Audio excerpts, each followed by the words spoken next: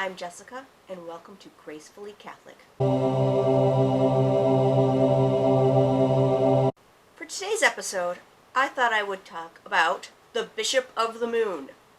Now, as many of you may know, tomorrow, Saturday, is the 50th anniversary of when Apollo 11 landed on the moon.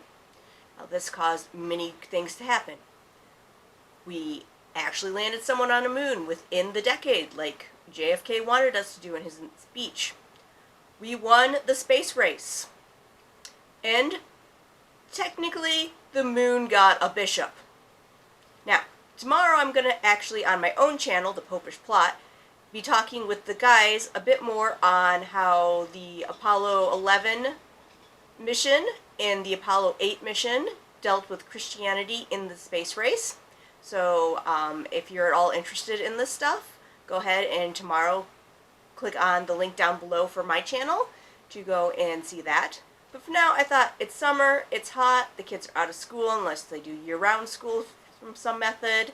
And so a lot of people that are viewers probably want to have their kids learn something, but you can't, hand them a giant history book. So I thought it would be fun to learn about how there is a Bishop of the Moon, technically. First, we have to go and talk a bit about the Apollo 11 mission, just in case you don't know much about it. It was launched from what was then called Cape Kennedy. We now call it Cape Canaveral, which is located in Florida. It's in Brevard County, Florida. And the launch site is also the Cape Canaveral Air Force Station. Now, Apollo 11, the one who actually landed on the moon, was launched on July 16th of 1969. They then reached the moon on July 20th of 1969 and got out and actually walked on the surface of the moon in the what would be early hours of July 21st, 1969. Now, you may be saying, okay, so a number of astronauts walked on the moon. They didn't set up a colony there. It's not like it was like the early American days where there was an explorer and they take a priest with them, and so it's not like someone called dibs on the moon because they were the first priest there. No, we know about there being technically a Bishop of the Moon due to the fact that just 1 year earlier, in 1968, the Diocese of Orlando was formed. Their first bishop was a William D. Borders. At the time it was formed, the Diocese of Orlando consisted of 13 counties in Florida, including the one that Cape Canaveral happened to be in.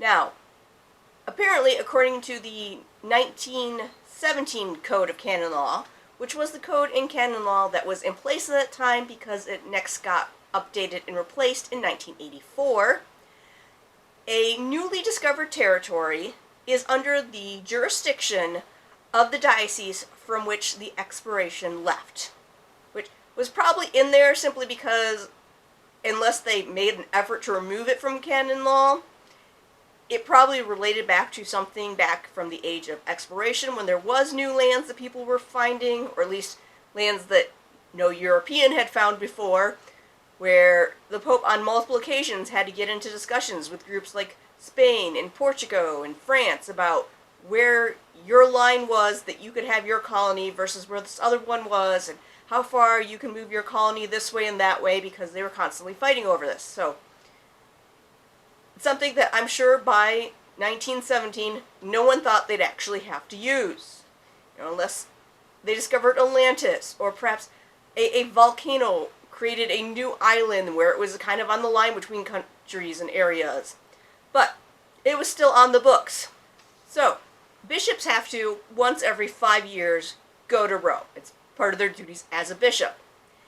And Bishop Borders probably knew that Pope Paul VI had followed the moon landing. He was interested in it. The Vatican has great telescopes, so he's probably, trying to see if he could see them and stuff.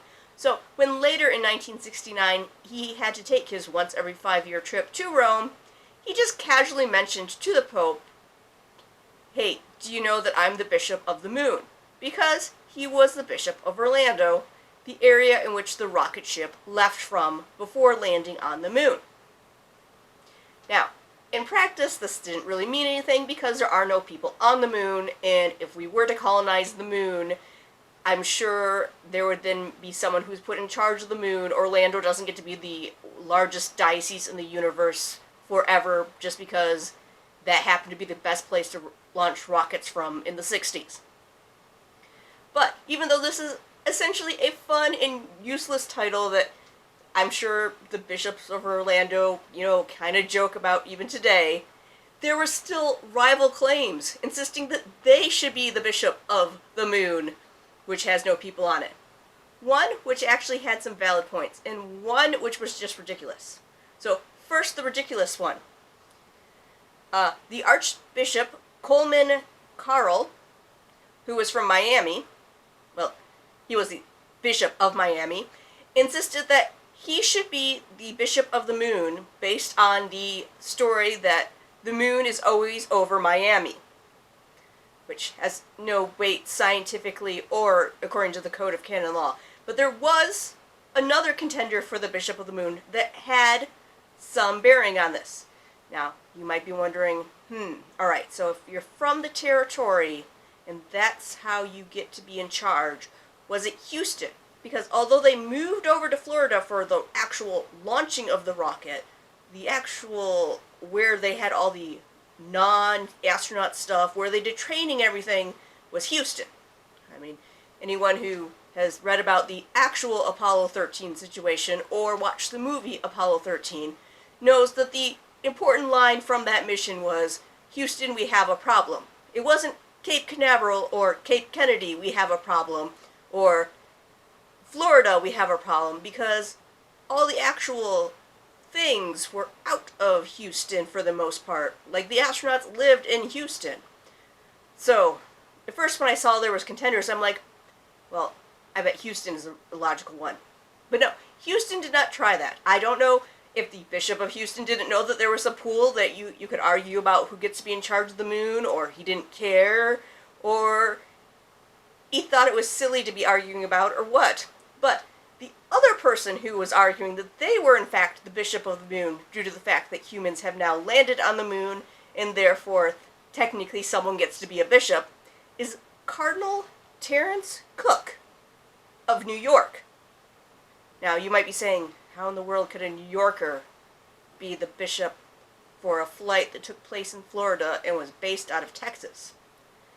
And the reason why is because he was in charge of the military.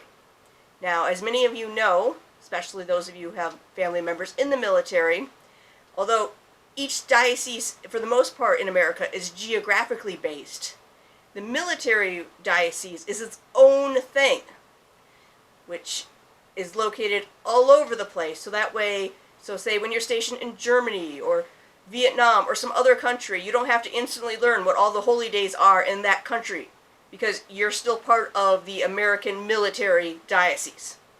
So, Cape Kennedy / Cape Canaveral was an Air Force base, and therefore his argument was, yes, it was geographically in Orlando's diocese, except it was part of the military. So, most people agree with the Orlando is in charge of the moon, but again, it has absolutely no bearing until we colonize the moon, at which point Orlando will probably get broken up between parts in Florida and parts on the moon.